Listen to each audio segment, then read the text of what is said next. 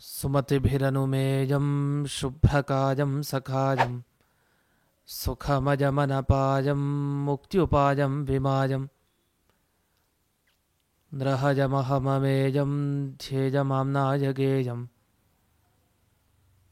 ಸದಜಮಸದಜೇಯಂ ಶ್ರೀಸಹಾಯಂ ಭಜೇಯಂ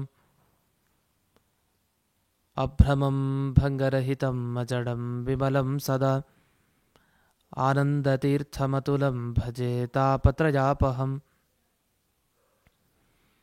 ಭವತಿ ಯದನುಭಾವಾತ್ಯೇಡಮೂಕೋಪಿ ವಾಗ್ಮಿ ಜಡಮತಿರಪಿ ಜಂತುರ್ಜಾಯತೆ ಪ್ರಾಜ್ಞಮೌಲಿಃ ಸಕಲವಚನಚೇತೋ ದೇವತಾ ಭಾರತೀ ಸಾ ಮಮ ವಚಸಿ ನಿಧತ್ತಾಂ ಸನ್ನಿಧಿಂ ಮಾನಸೇ ಚ ಮಿಥ್ಯಾ ಸಿದ್ಧಾಂತದುರ್ಧ್ವಾಂತವಿಧ್ವಂಸನ ವಿಚಕ್ಷಣಃ ಜಯತೀರ್ಥಾಖ್ಯತರಣಿರ್ಭಾಸತಾಂ ನೋ ಹೃದಂಬರೆ ಅರ್ಥಿಕಲ್ಪಿತಕಲ್ಪೋಯಂ ಪ್ರತ್ಯರ್ಥಿಗಜಕೇಸರಿ ವ್ಯಾಸತೀರ್ಥಗುರುರ್ಭೂಜಾದಸ್ಮದಿಷ್ಟಾರ್ಥಸಿದ್ಧಜೆ ಪೂಜ್ಯಾಯ ರಾಘವೇಂದ್ರಾಯ ಸತ್ಯಧರ್ಮರತಾಯ ಚ ಭಜತಾಂ ಕಲ್ಪವೃಕ್ಷಾಯ ನಮತಾಂ ಕಾಮಧೇನವೇ ತಪಸ್ವಾಧ್ಯಾಯ ಶುಶ್ರೂಷಾ ಕೃಷ್ಣಪೂಜಾರತಂ ಮುನಿಂ ವಿಶ್ವೇಶಮಿಷ್ಟದಂ ವಂದೇ ಪರಿವ್ರಾಟ್ ಚಕ್ರವರ್ತಿನಂ ಶ್ರೀಗುರುಭ್ಯೋ ನಮಃ ಹರಿ ಓಂ. ಇಂದಿನ ಸಂಚಿಕೆಯಲ್ಲಿ ನಾಗರ ಚತುರ್ಥಿ ಹಾಗೂ ನಾಗರ ಪಂಚಮಿ 2 ದಿವಸಗಳ ಆಚರಣೆಯ ಬಗ್ಗೆ ನೋಡಲಿಕ್ಕಿದ್ದೇವೆ. ಈ ನಾಗರ ಪಂಚಮಿ ನಾಗರ ಚೌತಿಯ ಬಗ್ಗೆ ಒಬ್ಬೊಬ್ಬರು ಒಂದೊಂದು ರೀತಿಯ ವಿವರಣೆಯನ್ನು ಕೊಡೋದಿದೆ. ಯಾಕೆ ಇಂದಿನ ದಿವಸ ನಾವು ನಾಗಗಳನ್ನು ಪೂಜೆ ಮಾಡಬೇಕು, ಸರ್ಪಗಳ ಪೂಜೆ ಯಾಕೆ ಅಂತ. ಇವುಗಳ ಪೂಜೆಯನ್ನು ಮಾಡೋ ಉದ್ದೇಶ ಇಷ್ಟು. ಒಮ್ಮೆ ಈ ನಾಗಗಳಿಗೆಲ್ಲ ಒಂದು ರೀತಿಯ ಕೆಟ್ಟ ಬುದ್ಧಿ ಬಂತಂತೆ. ನಾಗಗಳಿಗೆ ಏನಂದರೆ, ನಮಗೆ ಜಾಸ್ತಿ ಶಕ್ತಿ ಇದೆ, ನಾವು ಲೋಕಕ್ಕೆ ಸ್ವಲ್ಪ ಹಿಂಸೆ ಕೊಟ್ಟು ತಮಾಷೆ ನೋಡೋಣ ಅಂತ ಸರಿ ಎಲ್ಲ ಕಡೆ ಪೀಡಿಸಲಿಕ್ಕೆ ಶುರು ಮಾಡಿದ್ವಂತೆ ನಾಗಗಳು. ಆಗ ದೇವತೆಗಳ ತನಕ ಇದು ತೊಂದರೆ ಆಯಿತು. ಆಗ ದೇವತೆಗಳು ಸೀದಾ ಬ್ರಹ್ಮದೇವರ ಬಳಿ ಹೋಗ್ತಾರೆ. ಹೋಗಿ ನಾಗಗಳಿಂದ ನಮಗೆ ಈ ರೀತಿ ತೊಂದರೆ ಆಗ್ತಾ ಇದೆ, ಇದರಿಂದ ನಮಗೆ ರಕ್ಷಣೆ ಮಾಡಬೇಕು ನೀವು ಅಂತ ಕೇಳ್ಕೊಳ್ತಾರೆ. ಆಗ ಬ್ರಹ್ಮದೇವರು ಶಾಪವನ್ನೇ ಕೊಡ್ತಾರೆ ಈ ನಾಗಗಳಿಗೆ. ಏನಂತ, ಅವರಿಗೆಲ್ಲ ಈ ನಾಗಗಳಿಗೆ ತಮ್ಮ ತಾಯಿ ಕದ್ರುದೇವಿ ಏನಿದೆ, ಕದ್ರುದೇವಿಯಿಂದಲೇ ಅವರಿಗೆ ನಾಶ ಆಗಲಿ ಅಂತ, ಅವಳ ಶಾಪದಿಂದಲೇ ಇವರೆಲ್ಲ ನಾಶವನ್ನು ಹೊಂದಲಿ ಅಂತ. ಅಷ್ಟೊತ್ತಿಗೆ ಈ ನಾಗಗಳಿಗೆಲ್ಲ ಗೊತ್ತಾಯಿತು. ಒಟ್ಟಿಗೆ ಎಲ್ಲ ಸೇರಿದ್ವಂತೆ. ಒಟ್ಟಿಗೆ ಸೇರಿ ಬ್ರಹ್ಮದೇವರ ಬಳಿ ಹೋಗಿ ಪ್ರಾರ್ಥನೆ ಮಾಡಿದ್ವಂತೆ, ನಮ್ಮನ್ನು ದಯವಿಟ್ಟು ಉಳಿಸಿ, ನಮಗೆ ಈ ರೀತಿಯ ಶಾಪ ನಿಮ್ಮಿಂದ ನಮಗೆ ಬೇಡ ಅಂತ. ಹೀಗೆ ನಾಗಗಳೆಲ್ಲ ಒಟ್ಟುಗೂಡಿ ಪ್ರಾರ್ಥನೆ ಮಾಡಿದ್ವಂತೆ. ಅಲ್ಲೆಲ್ಲ ದೊಡ್ಡ ಅಣ್ಣ ತಮ್ಮ ಒಟ್ಟೆಲ್ಲ ಸಂಬಂಧಿಕರು, ಒಟ್ಟು ನಾಗಗಳು ಏನೇನಿವೆ ಅವೆಲ್ಲವೂ ಸೇರಿ ಚತುರ್ಮುಖ ಬ್ರಹ್ಮದೇವರ ಬಳಿ ಪ್ರಾರ್ಥಿಸಿದಾಗ ಆಗ ಚತುರ್ಮುಖ ಬ್ರಹ್ಮದೇವರು ವರವನ್ನು ಕೊಟ್ರಂತೆ. ಏನಂದರೆ, ನಿಮ್ಮ ಕುಲದಲ್ಲಿ ಆಸ್ತಿಕ ಏನಿದ್ದಾರೆ ಆ ಆಸ್ತಿಕನಿಂದ ನಿಮಗೆ ರಕ್ಷಣೆ ಸಿಗತ್ತೆ, ನಿಮ್ಮ ವಂಶ ಹಾಗೆ ಉಳಿಯತ್ತೆ, ನಿಮ್ಮ ವಂಶ ಸರ್ವನಾಶ ಆಗಲ್ಲ, ನಿಮ್ಮ ವಂಶ ಹಾಗೆ ರಕ್ಷಿತವಾಗತ್ತೆ ಅಂತ, ಆಸ್ತಿಕನಿಂದ ರಕ್ಷಣೆ ಸಿಗತ್ತೆ ಅಂತ ಬ್ರಹ್ಮದೇವರು ಹೇಳ್ತಾರೆ. ಈ ದಿವಸ ಏನಿದೆ ನಾಗ ಚತುರ್ಥಿ ಮತ್ತು ನಾಗರ ಪಂಚಮಿ ಅಂತ ನಾವೇನೀಗ ಹೇಳ್ತಾ ಇದ್ದೀವಿ, ಈ ನಾಗರ ಪಂಚಮಿಯ ದಿವಸ ಫಲ ಕೊಡ್ತಂತೆ, ರಕ್ಷಣೆ. ಅವರು ಪ್ರಾರ್ಥನೆ ಮಾಡಿದ್ದಕ್ಕೆ ಬ್ರಹ್ಮದೇವರು ರಕ್ಷಣೆ ಕೊಟ್ಟರು ಈ ದಿವಸ. ಆದ್ದರಿಂದ ನಾಗಗಳಿಗೆ ತುಂಬ ಸಂತೋಷವಾದ ದಿವಸ. ಯಾಕೆ, ತಮ್ಮ ಅಸ್ತಿತ್ವ ಇಡೀ ಈ ಜಗತ್ತಿನಲ್ಲಿ ಉಳೀತಲ್ಲ, ಇಲ್ಲಾಂದರೆ ಒಂದು ನಾಗಗಳು ಕೂಡ ಇರಲಿಕ್ಕೆ ಸಾಧ್ಯ ಇರ್ತಾ ಇರಲಿಲ್ಲ ಆ ಕದ್ರುದೇವಿಯ ಶಾಪದಿಂದ. ಯಾಕಂದರೆ ಬ್ರಹ್ಮದೇವರು ಆ ರೀತಿಯ ಶಾಪವನ್ನು ಕೊಟ್ಟಿದ್ದರಿಂದ.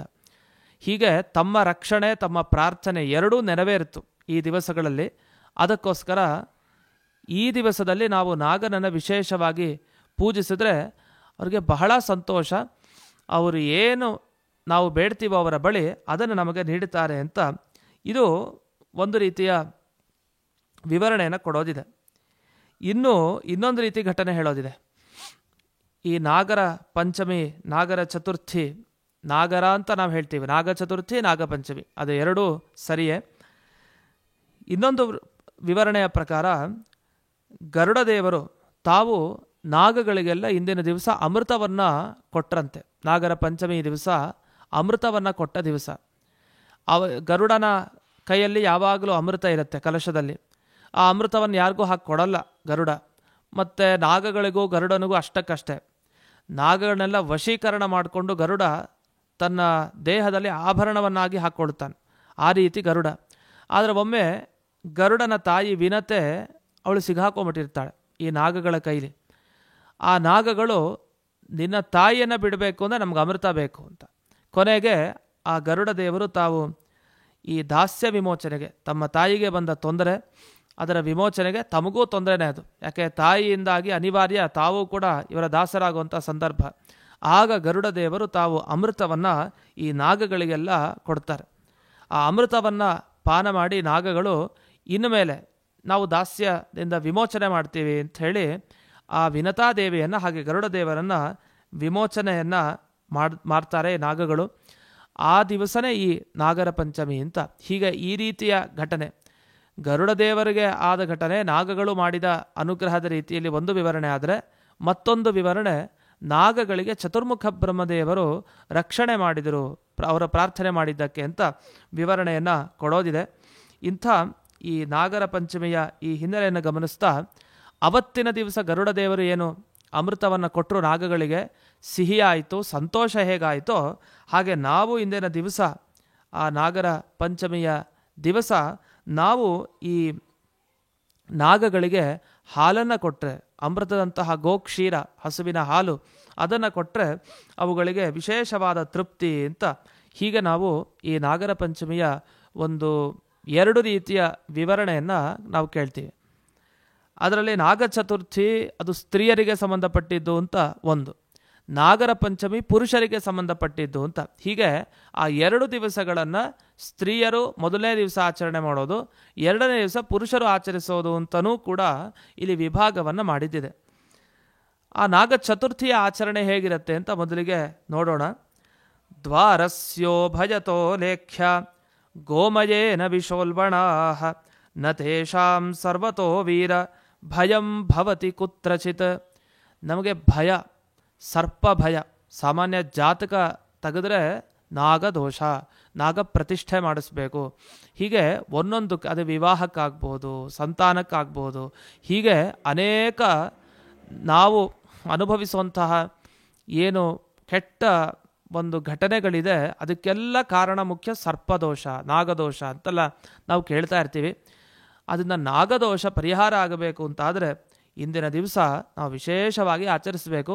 ಅದೇ ದಿನದ್ವಯಾಚರಣೆಯ ರೀತಿಯಲ್ಲಿ ಇದು ಇದೆ, ಒಂದೇ ದಿವಸದ ಆಚರಣೆ ಅಂತಲ್ಲ. ಆದರೆ ಸ್ತ್ರೀಯರಿಗೂ ಪುರುಷರಿಗೂ ಅಂತ ಒಂದು ವಿಭಾಗ ಇದೆ. ಈಗ ಚತುರ್ಥಿಯ ಬಗ್ಗೆ ಬರೋಣ. ಚತುರ್ಥಿ ದಿವಸ ಏನು ಮಾಡಬೇಕು? ಸ್ತ್ರೀಯರು ಹಾಗೆ ಚಿಕ್ಕ ಚಿಕ್ಕ ಕನ್ನಿಕೆಯರೆಲ್ಲ ತಾವು ಅಭ್ಯಂಜನ ಮಾಡ್ಕೊಳ್ತಾರೆ. ಅಭ್ಯಂಜನ ಸ್ನಾನ ಮುಗಿಸಿ ಮನೆಯ ಬಾಗಿಲ ಹತ್ರ ಆ ಕಡೆ ಈ ಕಡೆ ಗೋಡೆಯ ಮೇಲೆ ತಾವೇನು ಮಾಡ್ತಾರೆ, ಗೋಮಯದಿಂದಲೋ ಕೆಮ್ಮಣ್ಣಿನಿಂದಲೋ ತಾವು ಆ ಸರ್ಪದ ಆಕಾರವನ್ನು ತಾವು ಬರೀತಾರೆ. ಹಾವಿನ ಆಕಾರ ಏನಿದೆ ಆ ಆಕಾರವನ್ನು ಬರೀತಾರೆ. ನಾವೆಲ್ಲ ನೋಡ್ಬೋದು ಅಂದಿನ ದಿವಸಗಳಲ್ಲಿ ನಮ್ಮ ಮನೆಗಳಲ್ಲಿ ಬಾಗಿಲ ಆಚೆ ಈಚೆ ಭಾಗದಲ್ಲಿ ಸರ್ಪದ ಆಕಾರ, ಅದು ಕೆಮ್ಮಣ್ಣಿನಿಂದಲೋ ಅಥವಾ ಗೋಮಯದಿಂದಲೋ ಮಾಡಿದ್ದನ್ನು ನೋಡ್ಬೋದು. ಎರಡೂ ಕಡೆ ಮಾಡಿ ಅಲ್ಲಿ ಸಂಕರ್ಷಣನ ಆಹ್ವಾನವನ್ನು ಮಾಡಬೇಕಂತೆ. ಸಂಕರ್ಷಣ ದೇವರನ್ನು ಪೂಜೆ ಮಾಡಬೇಕು. ನಾಗಾಂತರ್ಗತ ಮುಖ್ಯ ಪ್ರಾಣ, ಆ ಮುಖ್ಯ ಪ್ರಾಣನ ಒಳಗಡೆ ಸಂಕರ್ಷಣ ದೇವರನ್ನು ಆ ಆಕೃತಿಗಳು ನಾವೇನು ಬರೆದಿರ್ತೀವಿ ಅದರಲ್ಲಿ ಆವಾಹನೆ ಮಾಡಬೇಕು. ಆಮೇಲೆ ಇದೆಲ್ಲ ಸ್ತ್ರೀಯರಿಗೆ ಹೇಳ್ತಾ ಇರುವಂಥ ಆಚರಣೆ.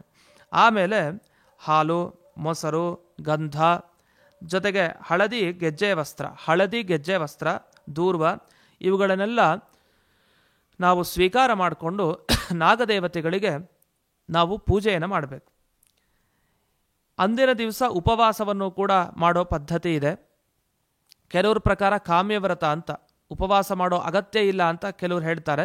ಏನಾದ್ರು ವಿಶೇಷ ಬಯಕೆ ಕಾಮನೆಗಳಿದ್ರೆ ಅದನ್ನು ಪೂರೈಸಲಿಕ್ಕೆ ಅಂತ ನಾಗದೇವತೆಗಳ ಪ್ರೀತ್ಯರ್ಥವಾಗಿ ಉಪವಾಸವನ್ನು ಮಾಡೋದು ಇದೆ.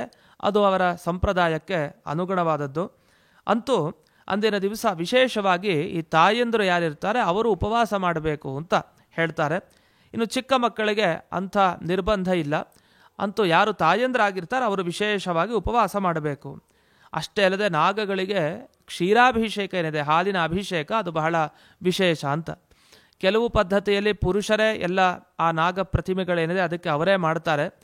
ಇನ್ನು ಕೆಲವು ಕಡೆ ಸ್ತ್ರೀಯರು ಕೂಡ ಹಾಕೋದು ಅಂತಿದೆ. ಅದು ಅವರ ಸಂಪ್ರದಾಯಕ್ಕೆ ನಾವು ಬಿಡಬೇಕಾಗಿ ಬರುತ್ತೆ. ಅಂತೂ ಕ್ಷೀರೇಣಾಪ್ಯಾಯನಂ ಕುರ್ಯಾತ್ ಏತನ್ನಾಗವ್ರತಂ ಸ್ಮೃತಂ. ಅಂದಿನ ದಿವಸ ನಾಗವ್ರತ ಅಂತ ಅದಕ್ಕೆ ಕರೀತಾರಂತೆ. ಇನ್ನೊಂದು ವ್ರತದಲ್ಲಿ ಇನ್ನೊಂದು ವ್ರತ ಅಂತ. ಮೊದಲೇ ನಾಗ ಚತುರ್ಥಿ, ನಾಗಪಂಚಮಿ ಒಂದು ವ್ರತ, ಅದರಲ್ಲಿ ನಾಗವ್ರತ ಅಂತ ಒಂದಿದೆ. ನಾಗವ್ರತ ಅಂದರೆ ಏನು? ಕ್ಷೀರ, ಹಾಲನ್ನು ತಗೊಂಡು ಆ ನಾಗ ಪ್ರತಿಮೆಗಳಿಗೆ ಅಭಿಷೇಕ ಏನು ಮಾಡೋದಿದೆ ಇದನ್ನೇ ನಾಗವ್ರತ ಅಂತ ಕರೀತಾರೆ. ಇದಲ್ಲದೆ ಇದೆಲ್ಲ ಮನೆ ಒಳಗಡೆ ಆಯಿತು. ಮನೆ ಹೊರಗಡೆ ಹೋಗಿ ಎಲ್ಲರೂ ನಾಗ ಪ್ರತಿಷ್ಠೆಯನ್ನು ಮಾಡಿದರೆ, ಕಲ್ಲಿನ ನಾಗ. ನಾವು ಮನೆಗಳೆಲ್ಲ ಸಾಮಾನ್ಯ ಕೆಲವರು ಶಕ್ತಿ ಇದ್ದವರು ಬಂಗಾರದ ನಾಗವನ್ನು ಇಟ್ಕೊಂಡಿರ್ತಾರೆ, ನಾಗ ಪ್ರತಿಮೆ.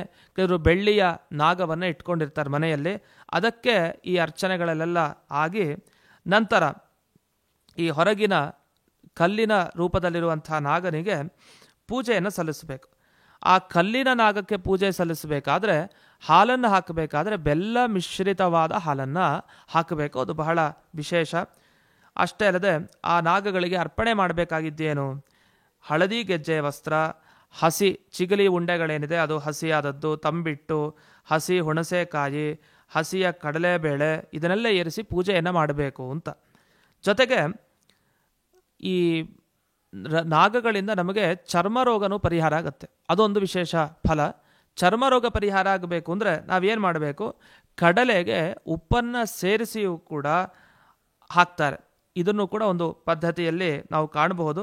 ಅಂತೂ ಹಸಿಯಾದ ಪದಾರ್ಥಗಳನ್ನು ನಾಗಗಳಿಗೆ ನಾವು ನೀಡಬೇಕು ಅಂತ. ಇನ್ನು ಅಣ್ಣ ತಮ್ಮಂದರು ತಾವು ಕೂತಿರ್ತಾರೆ. ಆಗ ಅವರೆಲ್ಲ ಮುಖ ಪ್ರಕ್ಷಾಳನೆ ಮಾಡಿಕೊಂಡು ಎಲ್ಲ ಮುಖ ತೊಳ್ಕೊಂಡು ತಾವು ಬರ್ತಾರೆ ಬೆಳಗಿನ ಜಾವದಲ್ಲಿ.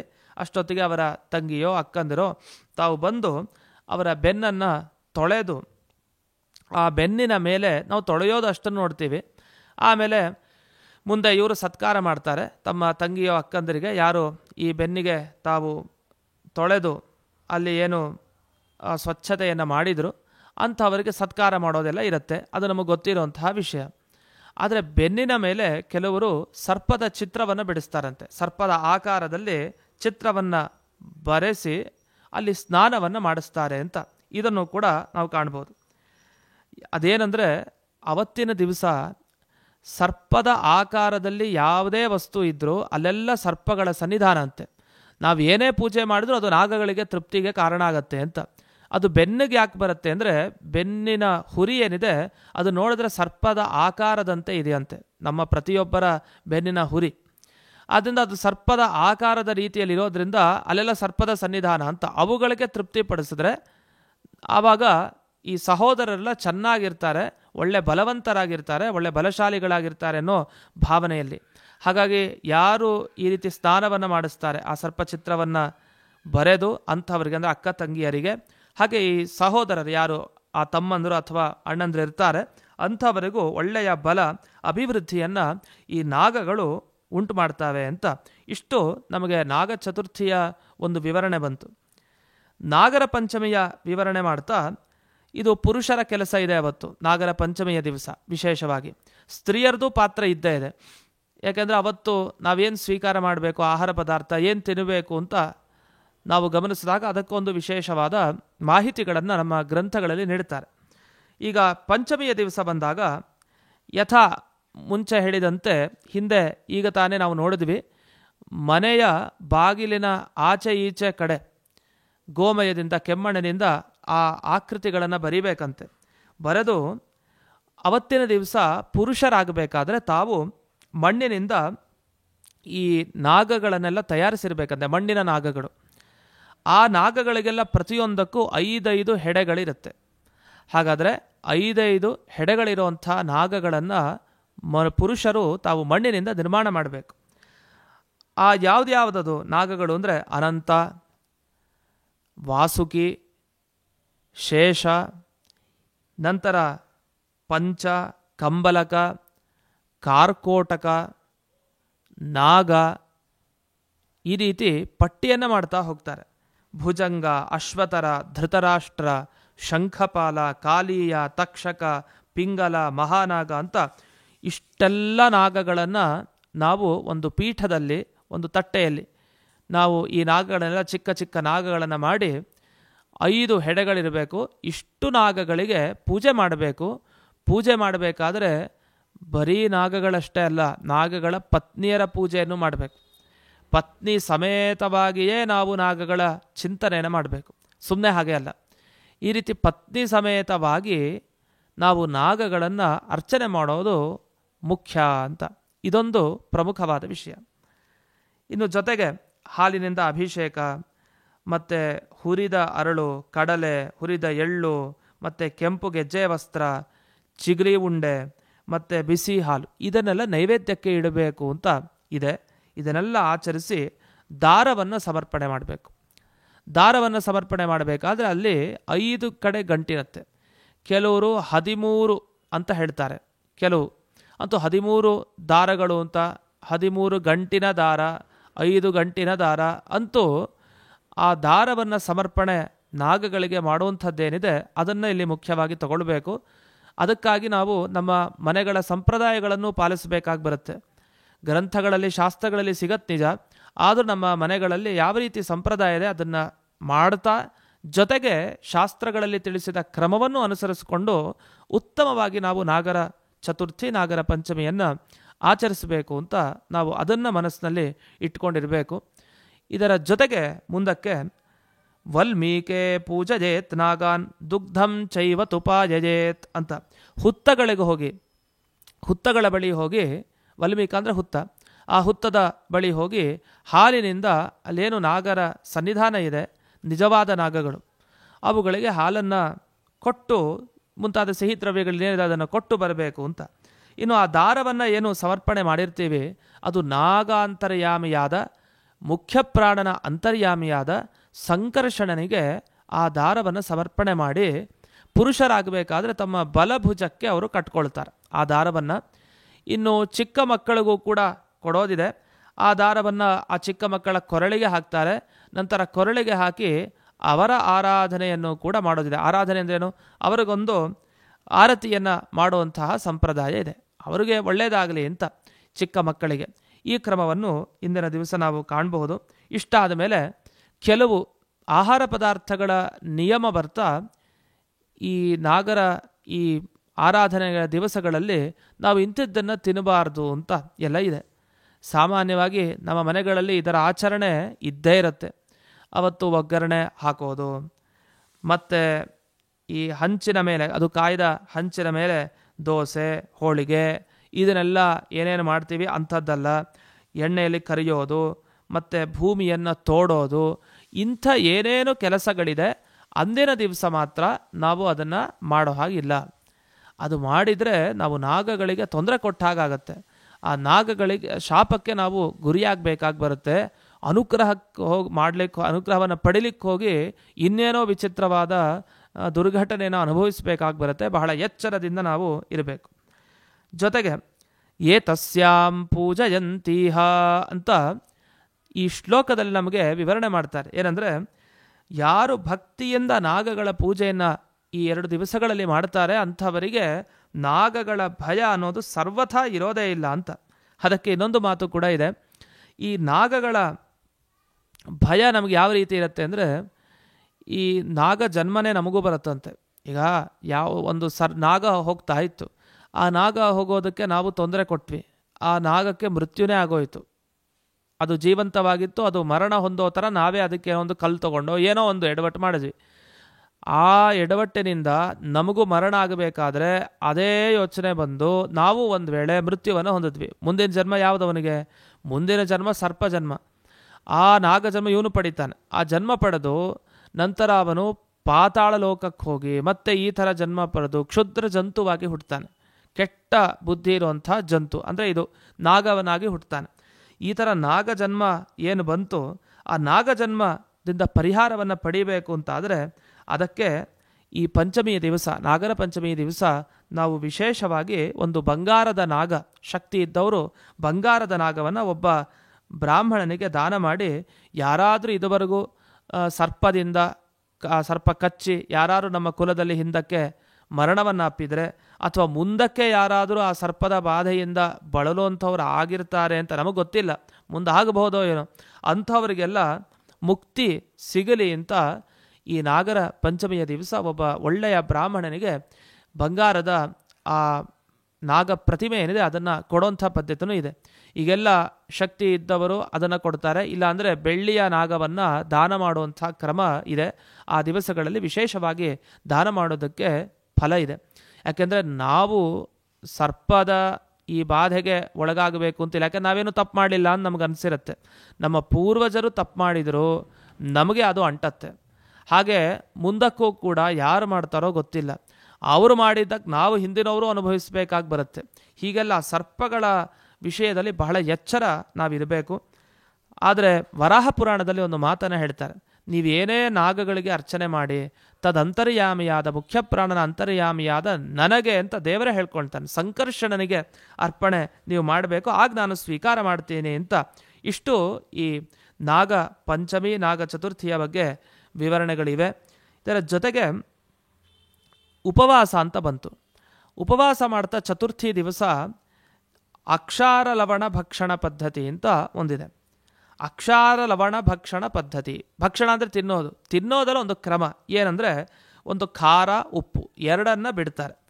ಹಾಗಾದರೆ ಒಪ್ಪತ್ತೂಟ ಮಾಡ್ತಾರೆ ಚತುರ್ಥಿ ದಿವಸ ಸ್ತ್ರೀಯರು. ಯಾಕೆ? ತಮ್ಮ ಅಣ್ಣ ತಮ್ಮಂದರಿಗೆ ಶ್ರೇಯಸ್ಸಾಗಲಿ ಅಂತ. ಇನ್ನೊಬ್ಬರ ಶ್ರೇಯಸ್ಸನ್ನು ಬಯಸಿದವರಿಗೆ ತಮಗೂ ಶ್ರೇಯಸ್ಸು ಖಂಡಿತ. ಜೊತೆಗೆ ಸಾಸಿವೆಯನ್ನು ಬಳಸೋದಿಲ್ಲ ನಾವು. ಯಾಕೆಂದರೆ ಅದು ಸಾಸಿವೆ ಅನ್ನೋದು ಈ ಹಾವಿನ ಕಣ್ಣಿನ ಥರ ಅಂತೆ, ಆ ರೀತಿ ಆಕಾರ ಅದೇ ರೀತಿ ಇದೆ. ಅದಕ್ಕೋಸ್ಕರನೇ ಹಾವಿಗೆ ಸಂಬಂಧಪಟ್ಟ ಹಾಗೆ ಏನೇ ಅನಿಸಿದ್ರೂ ಅವತ್ತಿನ ದಿವಸ ತೊಂದರೆ ಆಗದೆ ಇರೋ ಥರ ನಾವು ನೋಡ್ಕೊಳ್ಬೇಕು. ಸಾಸಿವೆ ಅವತ್ತಿನ ದಿವಸ ಬಳಸೋದಿಲ್ಲ, ಯಾಕೆಂದರೆ ಅದು ಕಣ್ಣಿನ ಆಕಾರದ ರೀತಿಯಲ್ಲಿ ಅದು ಅನಿಸೋದ್ರಿಂದ ಅಂದಿನ ದಿವಸ ಉಪಯೋಗ ಇಲ್ಲ. ಅದಕ್ಕೆ ನಾವು ಹಬೆಯಿಂದ ಯಾವುದು ಬೆಂದಿರುತ್ತೆ ಅಂಥ ಮೋದಕ, ಕಡಬು, ತಂಬಿಟ್ಟು ಅವುಗಳೇ ಅಂದಿನ ಭಕ್ಷ್ಯ. ಜೊತೆಗೆ ಸರ್ಪದ ಆಕಾರ ಇರುವಂಥ ಯಾವುದೇ ಒಂದು ತರಕಾರಿಗಳಿರಲಿ ಆ ತರಕಾರಿಗಳನ್ನು ಕೂಡ ಬಳಸೋ ಹಾಗಿಲ್ಲ.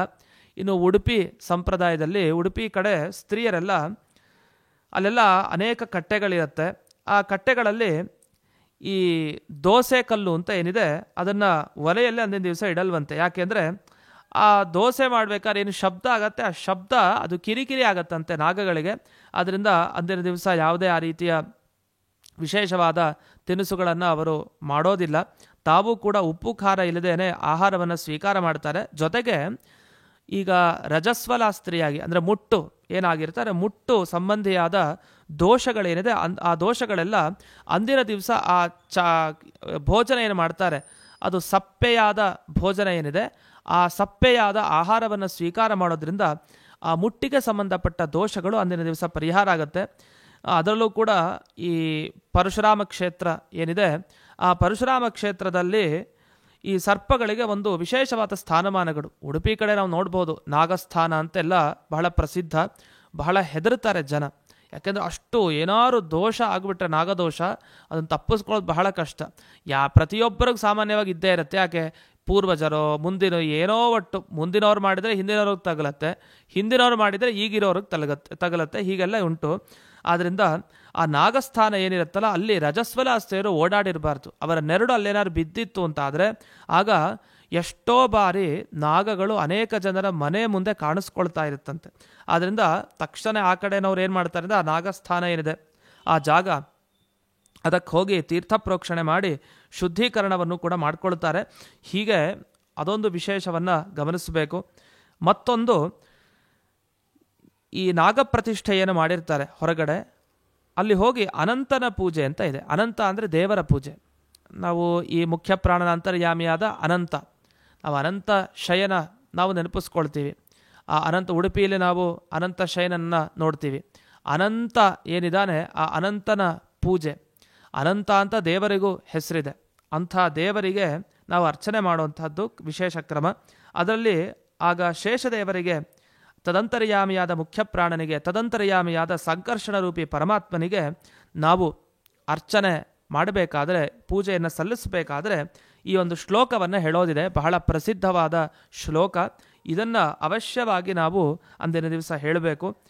ಸಹಸ್ರಶೀರ್ಷಂ ಜಗದೇಕ ಕುಂಡಲಂ ಪೀತಾಂಬರಂ ಧೂಮ್ರ ಸಹಸ್ರಲೋಚನಂ ಉದಾರವೀರ್ಯಂ ವಿಷದಂಷ್ಟ್ರಕಾನನಂ ನಮಾಮ್ಯನಂತಂ ಜಗದೇಕನಾಥಂ ಅಂತ ಹೇಳಿ ಸರ್ಪಕುಲಾಂತರ್ಗತ ಪ್ರಾಣಾಂತರ್ಗತ ಸಂಕರ್ಷಣರೂಪಿ ಪರಮಾತ್ಮನೇ ನಮಃ ಅಂತ ಹೀಗೆ ಆ ನಾಗಾಂತರ್ಯಾಮಿಯಾದ ಸರ್ಪಕುಲ, ನಾಗ ಅಂದರೆ ಎಲ್ಲ ಬಂದ್ಬಿಡ್ತು, ಸರ್ಪದ ಕುಲಗಳು, ಅವುಗಳ ಅಂತರ್ಯಾಮಿಯಾದ ಪ್ರಾಣನ ಅಂತರ್ಯಾಮಿಯಾದ ಸಂಕರ್ಷಣರೂಪಿ ಪರಮಾತ್ಮನಿಗೆ ನಮಸ್ಕಾರ ಅಂತ.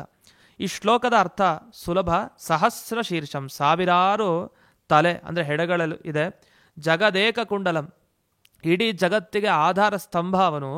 ಯಾಕೆಂದರೆ ಇಡೀ ಜಗತ್ತನ್ನು ಹೊತ್ತಿರೋನೇ ಆ ನಾಗ ಶೇಷ. ಇನ್ನು ಪೀತಾಂಬರ, ಅವನು ರೇಷ್ಮೆ ವಸ್ತ್ರವನ್ನು ಧರಿಸಿದ್ದಾನೆ, ಹಳದಿ ವಸ್ತ್ರ, ಅದಕ್ಕೆ ಹಳದಿ ಅನ್ನೋದು ಬಹಳ ಇಷ್ಟ ನಾಗಗಳಿಗೆ. ಧೂಮ್ರ ಸಹಸ್ರ ಲೋಚನಂ, ಅವನ ಸಾವಿರಾರು ಕಣ್ಣುಗಳು ಹೊಗೆ ಕಾರತ್ತಂತೆ, ಅಷ್ಟು ಭಯಂಕರವಾದ ಕಣ್ಣುಗಳು, ಒಳ್ಳೆಯ ಸಾಮರ್ಥ್ಯ. ಜೊತೆಗೆ ವಿಷದಂಷ್ಟ್ರ ಕಾನನಂ, ವಿಷ ಕಕ್ಕುವಂಥ ವಿಶೇಷವಾಗಿರ್ತಕ್ಕಂಥ ಶಕ್ತಿ ಇದೆ. ವಿಷ ಕಕ್ಕೋದು ಅಂದರೆ ಶಿಕ್ಷೆ ನೀಡ್ತಾರೆ ನಾಗಗಳು, ಯಾರು ದುಷ್ಟರಿದ್ದರೆ ಆ ರೀತಿ. ಹೊರತು ಒಳ್ಳೆಯವರು ಕೆಟ್ಟದ್ದು ಮಾಡ್ತಾರೆ ಅಂತ ಅರ್ಥ ಅಲ್ಲ, ವಿಷ ಕಾರ್ತಾರೆ ಅಂತ. ನಮಾಮ್ಯನಂತಂ ಜಗದೇಕನಾಥಂ, ಅಂತಹ ಜಗತ್ತಿಗೆ ಮುಖ್ಯ ಸ್ವಾಮಿಯಾದ ಅನಂತನಿಗೆ ನಮಸ್ಕಾರ ಅಂತ. ಇದನ್ನೆಲ್ಲ ನಾವು ಹೇಗೆ ಚಿಂತನೆ ಮಾಡಬೇಕು? ಶೇಷದೇವರು ಅಂತರ್ಯಾಮಿ ಮುಖ್ಯ ಪ್ರಾಣ, ಅವರ ಅಂತರ್ಯಾಮಿಯಾದ ಈ ಅನಂತ ಅಂತ ಹೀಗೆ ಚಿಂತಿಸಬೇಕು. ಅಂತೂ ಈ ತಿಥಿ ಏನಿದೆ, ಈ ನಾಗ ಚತುರ್ಥಿ, ನಾಗ ಪಂಚಮಿ, ಈ ಎರಡೂ ತಿಥಿಗಳು ಧನ್ಯ ಸರ್ವ ಪಾಪಹರ ಶುಭ, ಸಕಲ ವಿಧ ಪಾಪಗಳನ್ನು ನಮಗೆ ಪರಿಹಾರ ಮಾಡುವಂಥ ಅಪರೂಪದ ಈ ನಾಗ ಚತುರ್ಥಿ, ನಾಗ ಪಂಚಮಿ ವಿಶೇಷತೆ ಹೀಗಿದೆ. ಇನ್ನು ಮುಂದೆ ಇನ್ನು ಸಂಕಲ್ಪವನ್ನು ಮಾಡುವಂಥ ಒಂದು ವಿಧಿ ಇದೆ. ಸಂಕಲ್ಪ ಏನು ಮಾಡಬೇಕು ಈ ನಾಗಪೂಜಾ ಮಾಡೋ ಮುಂಚೆ ಅಂದರೆ, ಈ ಯಥಾವತ್ತಾಗಿ ಆಚಮನ ಪ್ರಾಣಾಯಾಮ ಎಲ್ಲ ಮಾಡಿ ಸಂಕಲ್ಪವನ್ನು ಮಾಡಿಸ್ತಾ ಇರ್ತಾರೆ ಪುರೋಹಿತರು. ಅಲ್ಲೆಲ್ಲ ನಾವು ಪುರೋಹಿತರ ಮುಖಾಂತರ ಮಾಡಿಸ್ಕೊಂಡಾಗ ಇನ್ನೂ ಚೆನ್ನಾಗಿ ನಾವು ಆಚರಣೆ ಮಾಡಬಹುದು. ಅಂತೂ ನಾವೇ ಯಾರು ಸಿಗದೇನೆ ಪುರೋಹಿತರು, ನಾವೇ ಮಾಡ್ಕೊಳ್ಳುವಂಥ ಪರಿಸ್ಥಿತಿ ಒದಗಿ ಬಂದರೆ ಆಗ ಈ ಸಂಕಲ್ಪವನ್ನು ಹೀಗೆ ಮಾಡ್ಕೊಳ್ಳಿ. ನಾವೆಲ್ಲ ಸಂಕಲ್ಪವನ್ನು ಮಾಡಿ, ಇಂಥ ನಕ್ಷತ್ರದಲ್ಲಿ, ಇಂಥ ರಾಶಿಯಲ್ಲಿ, ಇಂಥ ಹೆಸರಿನವನಾದ ನನಗೆ, ನನ್ನ ಕುಟುಂಬದವರಿಗೆ ಅಂತ ಹೇಳಿ ನಮಗೆ ಸರ್ಪದ ಭಯ ಎಲ್ಲ ಪರಿಹಾರ ಆಗಿ, ಎಲ್ಲ ಅಭೀಷ್ಟಗಳ ಸಿದ್ಧಿಯಾಗಿ, ಅನಂತಾದಿ ಅನೇಕ ನಾಗಗಳ ಅಂತರ್ಯಾಮಿಯಾದ ಆ ಮುಖ್ಯ ಪ್ರಾಣದೇವರ ಅಂತರ್ಯಾಮಿಯಾದ ಲಕ್ಷ್ಮೀ ಸಹಿತ ಶ್ರೀ ಸಂಕರ್ಷಣನ ಪ್ರೀತಿಗೆ, ಜಯಾ ಸಂಕರ್ಷಣ ಅಂತ ಹೇಳ್ತಾ ಇರ್ತೀವಿ, ಅಂತ ಲಕ್ಷ್ಮೀಪತಿಯಾದ ಸಂಕರ್ಷಣನ ಪ್ರೀತಿಗೋಸ್ಕರ ಅವರಿಗೆ ಪೂಜೆ ಮಾಡ್ತೀನಿ ಅಂತ ಸಂಕಲ್ಪ ಮಾಡೋದು. ಆ ವಾಕ್ಯ ಹೀಗಿದೆ: ಸಕುಟುಂಬಸ್ಯ ಮಮ ಸಪರಿವಾರಸ್ಯ ಸರ್ವದಾ ಸರ್ಪಭಯ ನಿವೃತ್ತಿ ಪೂರ್ವಕ ಸರ್ವ ಅಭೀಷ್ಟ ಸಿದ್ಧಿದ್ವಾರ ಅನಂತಾದಿ ನಾಗಾಂತರ್ಗತ ಭಾರತೀರಮಣ ಮುಖ್ಯ ಪ್ರಾಣಾಂತರ್ಗತ ಶ್ರೀ ಸಂಕರ್ಷಣ ಪ್ರೇರಣೆಯ ಶ್ರೀ ಸಂಕರ್ಷಣ ಪ್ರೀತ್ಯರ್ಥಂ ನಾಗರಾಜಸ್ಯ. ವಸ್ತುತಃ ಷೋಡಶೋಪಚಾರ ಪೂಜೆ ಮಾಡಬೇಕು. ಆಗ ಮಾಡಬೇಕಾದ್ರೆ ಧ್ಯಾನ ಆವಾಹನಾದಿ ಷೋಡಶೋಪಚಾರ ಪೂಜಾಂ ಕರಿಷ್ಯೆ. ಮನೆಯಲ್ಲಿರೋ ಗಂಡಸರೆಲ್ಲ ತಾವು ಇದನ್ನೆಲ್ಲ ಆಚರಿಸಬೇಕು. ಕಲಶ ಪೂಜೆಯನ್ನು ಮಾಡಬೇಕು. ನಾವೆಲ್ಲ ದೇವರ ಪೂಜೆ ಮಾಡೋರಿಗೆ ಕಲಶ ಪೂಜೆ ಎಲ್ಲ ಗೊತ್ತೇ ಇರೋಂಥ ವಿಷಯ. ನಾಗಗಳ ಪ್ರತಿಮೆಯನ್ನು ನಿರ್ಮಾಣ ಮಾಡಿರ್ತಾರೆ, 5 ಹೆಡೆ ಇರೋಂಥ ನಾಗಗಳು, ಅದನ್ನೆಲ್ಲ ಆವಾಹನೆ ಮಾಡಬೇಕು. ಆ ನಾಗಗಳ ಸನ್ನಿಧಾನ ನಾವು ಇಟ್ಟಿರುವಂಥ ಆ ಪ್ರತಿಮೆಗಳಲ್ಲಿ, ಮಣ್ಣಿನಿಂದ ನಿರ್ಮಾಣ ಮಾಡಿದ ಪ್ರತಿಮೆಗಳಲ್ಲಿ ಬರಲಿ ಅಂತ. ಆಮೇಲೆ ಪ್ರತಿಯೊಂದು ಧ್ಯಾನ, ಆವಾಹನ, ಆಸನ, ಅವುಗಳಿಗೆಲ್ಲ ಆಸನ ಕೊಡಬೇಕು. ಷೋಡಶೋಪಚಾರ ಪೂಜೆ ಏನೇನಿದೆ 16 ಉಪಚಾರಗಳು, ಪ್ರತಿಯೊಂದಕ್ಕೂ ಶ್ಲೋಕಗಳಿದೆ. ಇಷ್ಟು ವಿಸ್ತಾರವಾಗಿ ನಾಗಪೂಜೆಯನ್ನು ಮಾಡಿದರೆ ಅವನು ವಿಸ್ತಾರವಾಗಿ ನಮ್ಮ ಜೀವನದಲ್ಲಿ ವಿಸ್ತಾರವಾದ ಫಲವನ್ನು ಕೊಡ್ತಾನೆ. ಅದರಲ್ಲಿ ಒಂದು ನಾಗರಾಜನ ಪ್ರಾರ್ಥನೆ ಆವಾಹನೆ ಮಾಡಬೇಕು, ಅದು ಮುಖ್ಯ. ನೀವು ಕರೀದೇನೆ ಅವನನ್ನು ಪೂಜೆ ಮಾಡ್ತಾ ಹೋದರೆ ಉಪಯೋಗ ಏನು? ಸುಮ್ಮನೆ ಒಂದು ಮೂರ್ತಿ ಇಟ್ಬಿಟ್ರೆ ನಾಗ ಬಂದಿದ್ದಾನೆ ಅಂತ ಅರ್ಥ ಅಲ್ಲ. ಆ ಮಣ್ಣಿನ ಪ್ರತಿಮೆಯಿಂದ ಏನು ಮಾಡಿರ್ತೀವಿ ಪ್ರತಿಮೆಯನ್ನು, ಅದನ್ನು ಇಟ್ಟು ವಿಧಿವತ್ತಾಗಿ ದೇವರ ಪೂಜೆಯನ್ನೆಲ್ಲ ಮುಗಿಸಿ ಆ ನಾಗಪೂಜೆ ನಂತರ, ಮೊದಲೇ ನಾಗಪೂಜೆ ಅಂತಿಲ್ಲ, ದೇವರಿಗೆಲ್ಲ ಸಾಲಗ್ರಾಮ ಪೂಜೆ ಅದೆಲ್ಲ ಆಗೋಗಿರುತ್ತೆ, ಅದೆಲ್ಲ ನೆರವೇರಿಸಿದ ಮೇಲೆ ಈ ನಾಗಪೂಜೆ. ಆಗ ಅಲ್ಲಿ ಆವಾಹನೆ ಮಾಡಬೇಕಂತೆ ಆ ಪೀಠದಲ್ಲಿರೋ ನಾಗಗಳಲ್ಲಿ. ಆಗಚ್ಛಾನಂತ ದೇವೇಶ ಕಾಲ ಪನ್ನಗ ನಾಯಕ ಅನಂತ ಶಯನೀಯಂ ತ್ವಾಂ ಭಕ್ತ್ಯಾ ಹಿ ಆವಾಹಯಾಮ್ಯಹಂ ಅಂತ ಇದೆ. ಆವಾಹಯಾಮ್ಯಹಂ ಅಂತ ಮಾಡ್ಕೊಳ್ಬೇಕು ನಾವು. ಈ ಶ್ಲೋಕದಲ್ಲಿ ಸ್ವಲ್ಪ ವ್ಯತ್ಯಾಸ ಇದೆ. ಆವಾಹಯಾಮ್ಯಹಂ ಅಂತ ಅದನ್ನು ಸೇರಿಸ್ಕೊಳ್ಬೇಕು. ಇತಿ ನಾಗರಾಜಂ ಆವಾಹಯಾಮಿ ಅಂತ ಹೇಳಬೇಕು. ನಂತರ ಅಲ್ಲಿ ಅನಂತಾಯ ನಮಃ ಅನಂತಂ ಆವಾಹಯಾಮಿ, ವಾಸುಕಯೇ ನಮಃ ವಾಸುಕಿಂ ಆವಾಹಯಾಮಿ, ಶೇಷಾಯ ನಮಃ ಶೇಷಂ ಆವಾಹಯಾಮಿ ಅಂತ ಹೀಗೆ ನಿಮಗೆ ಪುಸ್ತಕಗಳಲ್ಲಿ ನೀಡಿರ್ತಾರೆ. ಅದೆಲ್ಲವನ್ನು ಮಂತ್ರಗಳನ್ನು ಹೇಳಿಕೊಂಡು ನೀವೆಲ್ಲ ಇಲ್ಲಿ ಬಂದು ನೆಲೆಸ್ರಿ. ನಾಗಪತ್ನಿಭ್ಯೋ ನಮಃ ನಾಗಪತ್ನೀ ಆವಾಹಯಾಮಿ. ಈ ನಾಗಪತ್ನಿಗಳಿಗೆ ನಮಸ್ಕಾರ, ನಾಗಪತ್ನಿಗಳನ್ನು ಆವಾಹನೆ ಮಾಡ್ತೀನಿ. ಆವಾಹಿತಾ ಭವಂತು, ನೀವೆಲ್ಲ ಬಂದ್ರಿ, ಇಲ್ಲಿ ಸನ್ನಿಹಿತರಾಗಿರಿ, ನಮ್ಗೆ ಅನುಗ್ರಹವನ್ನು ಮಾಡಿ ಅಂತ ಪ್ರಾರ್ಥಿಸುವಂಥ ಕ್ರಮ. ಹಾಗೆ ಅಂಗಪೂಜೆ ಅಂತ ಮಾಡುವಂಥ ಕ್ರಮನೂ ಇದೆ ನಾಗಗಳಿಗೆ. ನಾವು ಸುಮ್ಮನೆ ಮಂತ್ರಗಳನ್ನು ಹೇಳ್ಕೊಂಡಾರೂ ನಾವು ಪರಿಪಾಲಿಸಬೇಕು ಕನಿಷ್ಠ ಪಕ್ಷ. ಆ ಮಂತ್ರಗಳಲ್ಲಿ ಮೊದಲು ಅವ ನಾಗಗಳ ಕಾಲಿಗೆ ಪೂಜೆ, ಮತ್ತು ಅವರ ಮೊಣಕಾಲಿಗೆ, ಕಟಿ, ನಾಭಿ, ಉದರ, ಹೊಟ್ಟೆ ಭಾಗ, ಕೈ, ಭುಜ, ಕಂಠ, ವಕ್ತ್ರ, ಮುಖ, ಮತ್ತು ಲಲಾಟ, ಹಣೆಯ ಭಾಗ, ತಲೆಯ ಭಾಗ, ಸರ್ವಾಂಗಂ ಪೂಜೆಯಾಮಿ ಅಂತ ಎಲ್ಲ ಅಂಗಗಳಿಗೆ ಪೂಜೆ ಅಂತ ಇಷ್ಟನ್ನು ಮಾಡೋ ಕ್ರಮ ಇದೆ. ನಾವೆಲ್ಲ ಪ್ರಶ್ನಿಸ್ಬೋದು, ಸರ್ಪಗಳಿಗೆ ಕೈ ಕಾಲು ಹೀಗೆಲ್ಲ ಇದೆಯಾ ಅಂತ. ನಮ್ಮ ತಲೆಯಲ್ಲೇ ಇರಬೇಕು ಅಂದರೆ ಅಲ್ಲಿ ಆ ಸರ್ಪಗಳ ಒಳಗಡೆ ಆ ದೇವತೆಗಳು ಸನ್ನಿಧಾನ, ಆ ನಿಜವಾದ ದೇವತೆಗಳು ತಾವು ನಮ್ಮ ಥರನೇ ಕೈ ಕಾಲು ಎಲ್ಲ ಏನೋ ಸುಂದರವಾಗಿರುತ್ತೆ. ನಾವು ಈ ಹಾವುಗಳನ್ನು ನೋಡಿಕೊಂಡು ನಾವು ನಮ್ಮ ನಾಗದೇವತೆಗಳನ್ನು ತೀರ್ಮಾನ ಮಾಡ್ಕೊಳ್ಳೋದಲ್ಲ. ಹೀಗೆ ಹೇಳ್ತಾ ಅವರಿಗೆ ಪ್ರಾರ್ಥನೆಯನ್ನು ಕೊನೆಗೆ ಮಾಡ್ತೀವಿ. ಪ್ರದಕ್ಷಿಣೆ ನಮಸ್ಕಾರವೂ ಕೂಡ ಇದೆ. ಹೇಗೆ? ಯಾನಿ ಕಾನಿ ಚ ಪಾಪಾನಿ ಜನ್ಮಾಂತರ ಕೃತಾನಿ ಚ ತಾನಿ ತಾನಿ ವಿನಶ್ಯಂತು ಪ್ರದಕ್ಷಿಣ ಪದೇ ಪದೇ. ಹೆಜ್ಜೆ ಹೆಜ್ಜೆಗೂ ನಮ್ಮ ಅನೇಕ ಜನ್ಮಗಳ ಪಾಪಗಳನ್ನು ಪರಿಹರಿಸ್ರಿ ಅಂತ ಅವರ ಬಳಿ ಕೇಳಿಕೊಂಡು, ಅಜ್ಞಾನಾತ್ ಜ್ಞಾನತೋವಾಪಿ ಯನ್ಮಯ ಪೂಜನಂ ಕೃತಂ ನ್ಯೂನಾತಿರಿಕ್ತಂ ತತ್ಸರ್ವಂ ಭೋ ನಾಗಾಹ ಕ್ಷಂತುಮರ್ಹತ. ಜ್ಞಾನದಿಂದಲೋ ಅಜ್ಞಾನದಿಂದಲೋ ಏನೋ ಪೂಜೆ ಮಾಡಿದ್ದೀನಿ, ಅತಿರೇಕನೂ ಆಗಿರ್ಬೋದು, ಕೆಲವು ಸಲ ಏನೋ ಅತಿರೇಕವಾಗಿ ಏನೇನೋ ಮಾಡಿರ್ಬೋದು, ನ್ಯೂನತೆಗಳು ಆಗಿರ್ಬೋದು, ಅದನ್ನೆಲ್ಲ ನಾಗಗಳೇ ದಯವಿಟ್ಟು ಕ್ಷಮಿಸ್ರಿ. ಆದ್ದರಿಂದ ಯುಷ್ಮತ್ ಪ್ರಸಾದಾತ್ ಸಫಲ ಮಮ ಸಂತು ಮನೋರಥಾಃ ಸರ್ವದಾ ಮತ್ಕುಲೆ ಮಾಸ್ತು ಭಯಂ ಸರ್ಪ ವಿಷೋದ್ಭವಂ. ನಿಮ್ಮ ಅನುಗ್ರಹದಿಂದ ನಮ್ಮ ಮನೋರಥಗಳೆಲ್ಲ ಈಡೇರಲಿ. ಎಂದಿಗೂ ಕೂಡ ನಮ್ಮ ಕುಲದಲ್ಲಿ ಈ ಸರ್ಪದ ಭಯ ಏನಿದೆ, ಆ ಸರ್ಪದ ಭಯ ನಮಗಾಗದೇ ಇರಲಿ ಅಂತ ಇಷ್ಟು ಪ್ರಾರ್ಥನೆಯನ್ನು ನಿನ್ನೆ ದಿವಸ ವಿಶೇಷವಾಗಿ ಮಾಡಬೇಕು. ಇನ್ನೊಂದು 2-3 ಮಾತುಗಳನ್ನು ಅವಶ್ಯವಾಗಿ ಗಮನಿಸಲೇಬೇಕು ನಾವು. ಏನಂದರೆ, ಇಂದಿನ ದಿವಸ ನೋಡಿ, ಹಾವುಗಳಿಂದ ಕಲಿಯೋದು ನಮ್ಮ ಹತ್ರ ಏನಿದೆ ಅಂತ ಬಹಳ ಕಲೀಲಿಕ್ಕಿದೆ ಈ ನಾಗಗಳಿಂದ. ಏನು ಅಂದರೆ, ಈ ಹಾವುಗಳಿಗೆ ಒಂದು ಕಣ್ಣಲ್ಲೇ ಕಿವಿಯ ಕೆಲಸ ಮಾಡುತ್ತೆ ಅಂತ ನಾವು ಕೇಳ್ತೀವಿ. ಈ ನಾಗಗಳಲ್ಲಿ ಕಣ್ಣಿಂದಲೇ ಕಿವಿಯ ಕೆಲಸವೂ ಆಗತ್ತೆ.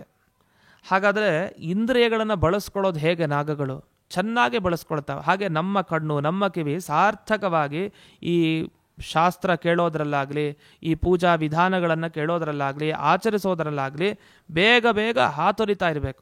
ಆ ಒಂದೇ ಇಂದ್ರಿಯದಿಂದ ಎರಡೂ ಕೆಲಸ ಮಾಡುತ್ತೆ ಅದು ಅಂತಂದರೆ ಇನ್ನೆಷ್ಟು ಅದರಲ್ಲಿ ಶಕ್ತಿ ಇರಬೇಕು. ಅಂಥ ಶಕ್ತಿಯನ್ನು ನಮಗೆ ನೀಡಿ ಅಂತ ಕೇಳಬೇಕಂತೆ. ಜೊತೆಗೆ ಈ ನಾಗಗಳಿಗೆ ಕಾಲುಗಳಿರಲ್ಲ, ಅವುಗಳು ತೆವಳಿ ಅವುಗಳು ಹೋಗಬೇಕು.